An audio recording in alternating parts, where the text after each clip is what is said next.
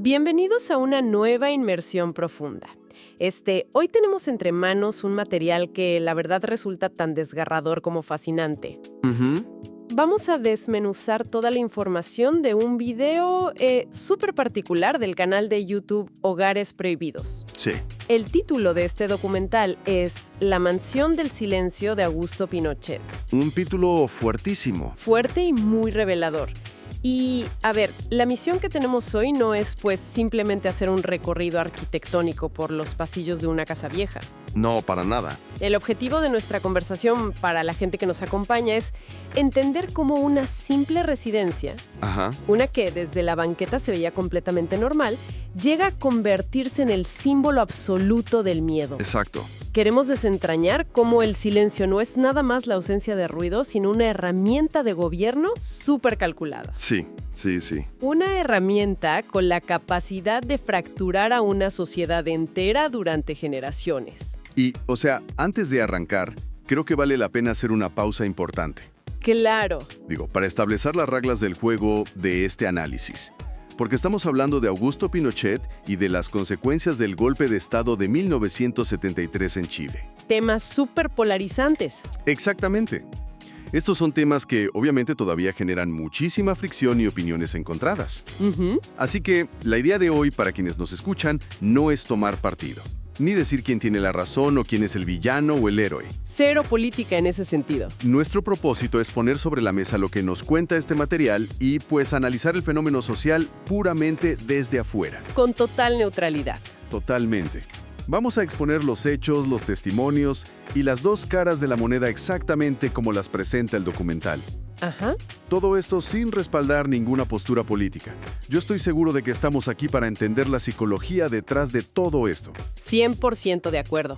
Como conductora de este espacio, creo que es importantísimo dejar eso claro desde el principio. A ver, vamos a desempacar un poco el contexto histórico que nos da el documental, porque ese contraste es la clave. Sí, la clave de todo. Exacto. Para entender por qué esta mansión sigue siendo un tema tan explosivo hoy en día.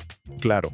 Pinochet gobernó Chile durante 17 años, desde 1973 hasta 1990.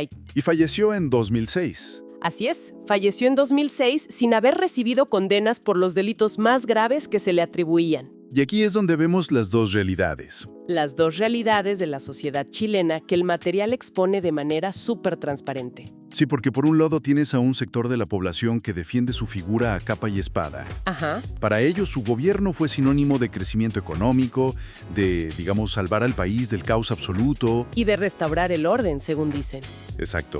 Pero por otro lado, tienes a otro sector que lo señala directamente como el responsable de miles de desapariciones. De torturas sistemáticas. Y de una ruptura social profundísima. Es una herida que, pues, te guste o no, sigue abierta. Exacto. Y es justo ahí donde está el meollo del asunto. Y el verdadero gancho para cualquier persona interesada en entender cómo funcionamos como sociedad. Sí, porque esto va más allá. Viéndolo bien, esto no es solo una clase de historia sobre un país sudamericano. No. Es un estudio casi de laboratorio sobre el comportamiento humano cuando se enfrenta al poder absoluto. Totalmente. El documental utiliza un término brillante, que es la arquitectura del silencio. Me encanta ese término. Y lo que nos permite este concepto es visualizar cómo el miedo prolongado no solo asusta a una persona en un momento dado, sino que se mete en el ADN. Se mete en el ADN de las familias enteras, las moldea. Claro. Y lo más impactante, y a la vez lo más aterrador, es que esta adaptación psicológica al miedo es un fenómeno universal. Le puede pasar a cualquiera. Es algo que le puede pasar a cualquier sociedad en el mundo que tenga traumas históricos sin resolver. Me vuela la cabeza pensar en eso. Yo quedé súper impactada. Sí, está cañón. Entremos entonces de lleno en esa arquitectura del silencio y en la casa como tal. Venga. Fíjate que el documental hace algo muy interesante al describir la fachada del lugar. A ver, pensemos en el centro neurálgico de un régimen autoritario.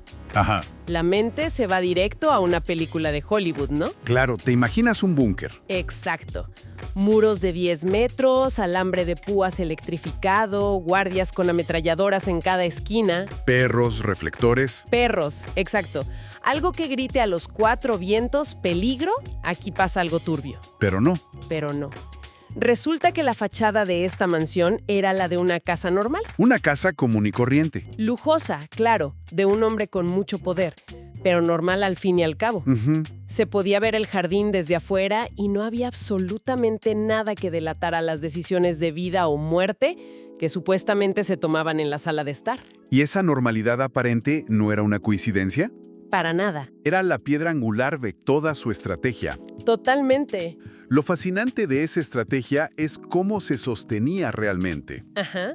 Porque el silencio del que estamos hablando no se mantenía nada más a punta de pistolas. O con militares patrullando la calle en el toque de queda. Exacto. El verdadero material de construcción de esta arquitectura era lo que llamamos complicidad sistémica. Complicidad sistémica. Para que una casa así operara en las sombras, estando a la vista de todos, se necesitaba que toda una red de personas participara activamente en esa normalidad forzada. Que fueran parte del teatro. Requerías que el vecino de enfrente fingiera que no escuchaba los ruidos extraños a las 3 de la mañana. ¡Qué fuerte! Necesitabas que los periódicos y los noticieros publicaran únicamente la versión oficial de lo que pasaba. Que la prensa mirara a otro lado. Que el ciudadano de a pie mirara hacia otro lado cuando veía algo raro. Y que los militares acataran órdenes sin cuestionar ni una coma. Claro. El silencio, a este nivel, no es algo que se impone de arriba hacia abajo nada más. Es un esfuerzo colectivo. Es casi como un pacto social perverso. Espera, pero ¿cómo logras eso en la práctica? O sea, ¿cómo convences a toda una calle o a todo el personal de una casa de que miren a otro lado cuando están viendo cosas rarísimas en medio de la noche? Es una excelente pregunta. Y la respuesta tiene que ver con la instalación de un instinto de supervivencia extremo. Sobrevivir a toda costa. No los convences con argumentos, los educas con el miedo. ¡Wow! Cuando el costo de hacer una pregunta es perder tu libertad o tu vida, el cerebro humano se adapta rapidísimo a no ver, no escuchar y no hablar. La ignorancia voluntaria. Se convierte en tu escudo, exacto. Claro. Y pensemos en la presión psicológica de eso en el día a día. El material recopila detalles súper vividos sobre este microcosmos. Son escalofriantes. Imaginemos por un segundo ser parte del personal de la mansión. El cocinero, por ejemplo. El cocinero o el de limpieza. Estás trapeando el pasillo a las 6 de la mañana y de repente ves cómo llegan vehículos oficiales blindados. Ves entrar a militares extranjeros o asesores de inteligencia que entran de madrugada por accesos secundarios y se esfuman antes de que salga el sol. Y tú como si nada. Y al día siguiente tienes que servir el café y sonreír como si nada hubiera pasado. Esa disonancia cognitiva está cañón. Cañón. Aprendían casi por ósmosis la regla de oro. Tú no hablas, yo no pregunto. Y así todos llegamos vivos a la cena. Exacto. El miedo dejaba de ser de la emoción y se volvía la forma de relacionarse. Como decías, hacer preguntas no era de ser curioso. No. Era firmar tu propia sentencia y volverte un número más en la lista de desaparecidos por andar de metiche. Es una educación basada puramente en sobrevivir al día a día. Y esa dinámica, esa barrera invisible de silencio alrededor de la casa, nos lleva directo a lo que pasaba puertas adentro. Aquí es donde se pone oscuro. Porque al mantener esa fachada de aquí no pasa nada en el exterior, los que estaban adentro tenían una libertad absoluta. Total. El poder se ejercía sin cámaras, sin periodistas haciendo preguntas incómodas. Y sin ningún tipo de contrapeso institucional o legal. Era un vacío donde todo era posible.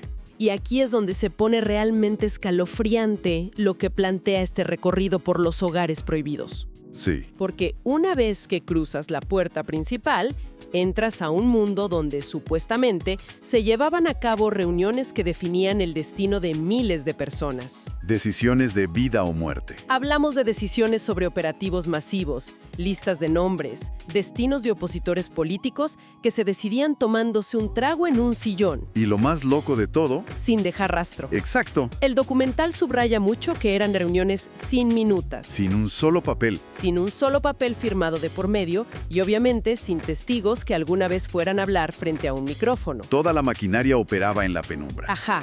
Las víctimas, según relatan los testimonios, pasaban a ser meros reportes verbales en una sala de estar elegante. Y para que podamos dimensionar esto, para conectar estos rumores de la mansión con el panorama internacional... Ah, claro. El documental introduce una pieza clave en el tablero que es la Operación Cóndor.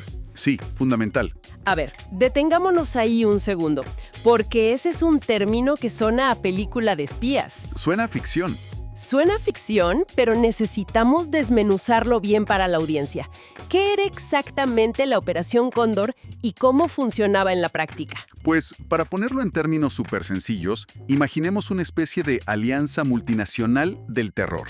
Ok. Fue una red de inteligencia y colaboración creada por varias dictaduras de Sudamérica en los años 70. Como un corporativo, pero de represión. Básicamente, los gobiernos de países como Chile, Argentina, Uruguay, Brasil, entre otros, se pusieron de acuerdo para intercambiar información y prisioneros políticos. ¡Guau! Si un opositor chileno huía a Argentina, los militares argentinos lo capturaban y se lo entregaban a Chile. O directamente lo asesinaban allá. Exacto, era cruzar fronteras para borrar a cualquier tipo de disidencia. ¿Qué nivel de coordinación? Ahora, el documental es muy transparente al decir que no hay pruebas contundentes de que acciones específicas de la Operación Cóndor se hayan planeado sentados en el comedor de esta mansión en particular. Claro, no hay actas. Exacto, pero sí establece que Pinochet era una figura central en esa red y que este nivel de coordinación internacional que requería un secretismo absoluto y tácticas para no dejar huella, nacía justamente en este tipo de espacios privados. En la sombra. La arquitectura del silencio de la casa era el ecosistema perfecto para una operación continental. ¡Qué fuerte! Una franquicia internacional de represión. ¿Sí? Y esa idea que mencionas de no dejar huella nos conecta con otro punto que a mí me dejó fría, que es la destrucción sistemática de la verdad. Uf, ese tema. O sea, el documental detalla lo que pasó cuando por fin llegó la transición a la democracia a principios de los 90. Que todos esperaban respuestas. Claro, se suponía que habría archivos, registros, pruebas de todo lo que pasó. No. Ajá. Pues resulta que no. Hay testimonios que cuentan cómo montañas de papeles que existían un lunes, Para el viernes ya no estaban. para el viernes se habían vuelto humo, literalmente. Sí. Archivos enteros esfumados, registros de detenidos que terminaron en una fogata en algún patio, O cajas perdidas. cajas que supuestamente salieron del país y nunca llegaron a un tribunal. Es un nivel de borrado de memoria que te deja sin palabras. Totalmente. Tratar de reconstruir la historia de esos años con esas lagunas es como intentar armar un rompecabezas de 1000 piezas cuando te escondieron la mitad de la caja. Es imposible. Y si analizamos esa destrucción masiva de documentos desde la sociología, Ajá, te das cuenta de que es la máxima expresión del silencio. claro, porque quitas la base de la verdad. Exacto. Cuando quemas un archivo o destruyes la evidencia física, no solo estás borrando un nombre o una fecha, Estás sembrando la semilla de la duda. estás sembrando la duda. Y en cualquier sociedad moderna que intenta buscar justicia, la duda siempre termina jugando a favor de quien tiene poder o de quien cometió el abuso. Siempre. Sin un papel firmado, sin una foto, sin un registro de ingreso, es facilísimo para ciertos sectores salir a decir, eso nunca pasó. O decir, bueno, sí pasó, pero los testimonios están súper exagerados. Ajá, o es un invento político. ¡Qué impotencia! La destrucción de los archivos es una jugada maestra, fríamente calculada, Sí, para garantizar que el silencio siga operando incluso décadas después de que el régimen haya terminado. condena a las víctimas a un ciclo interminable. Un ciclo donde tienen que probar una y otra vez que lo que sufrieron fue real. ¡Qué impotencia tan grande! Mucha. Y ese peso constante de tener que estar validando tu propio sufrimiento nos lleva al costo generacional. El trauma heredado. Porque, a ver, este silencio del que hablamos no se quedó flotando entre las paredes de esa mansión. O en las oficinas del gobierno. No, se filtró por las cañerías y llegó directo a las mesas de las casas de todo Chile. Ujú. El documental expone esto como una amnesia colectiva forzada. Un término durísimo. Y el trauma que deja es brutal.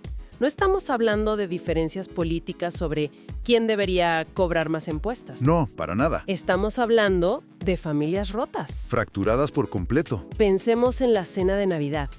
El abuelo en una cabecera que vivió el golpe del 73 y siente que Pinochet salvó al país de la ruina económica. Ajá. Y en la otra cabecera, el hijo o el nieto que tiene amigos con familiares desaparecidos. ¿Y no se hablan? No se hablan. O peor, niños que crecen hoy en día escuchando dos versiones completamente opuestas de la historia de su propio país. En su propia casa. En su propia casa.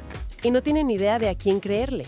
La fractura es emocional, es íntima. Es la verdadera tragedia a largo plazo. Sí. Esa fractura en las mesas familiares es simplemente el reflejo a microescala de un país entero que no ha podido o no le han dejado construir un relato histórico común. Totalmente. Y esto nos lleva a la pregunta central que plantea el material hacia el final y que resume perfectamente la tensión del presente. A ver. ¿Por qué un país entero sigue peleando a gritos por una simple casa? Esa es la gran pregunta. Y la respuesta está en lo que esa casa representa hoy. Tienes dos bandos muy claros. Por un lado, están las organizaciones de derechos humanos y los familiares de las víctimas que exigen a gritos que la mansión se expropie. Que se convierta en un sitio de memoria. Exacto.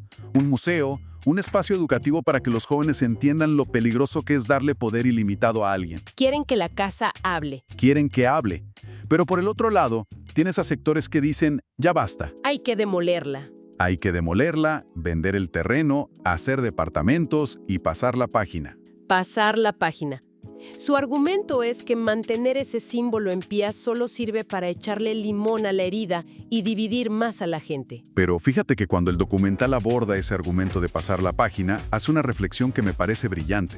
Sí. Sobre la trampa de la reconciliación forzada. Es una trampa enorme. Hablan de un agotamiento tremendo, un cansancio crónico en las generaciones que vivieron los 50s, 60s y 70s. Claro. O sea, pensemos en prender la tele hoy y ver el mismo panel de debate con los mismos argumentos que escuchabas hace 20 o 30 años. ¡Qué desgaste! Evitar temas en las reuniones familiares para no terminar agarrándose a gritos. Y la analogía que usan me parece perfecta. Sí, la de la herida.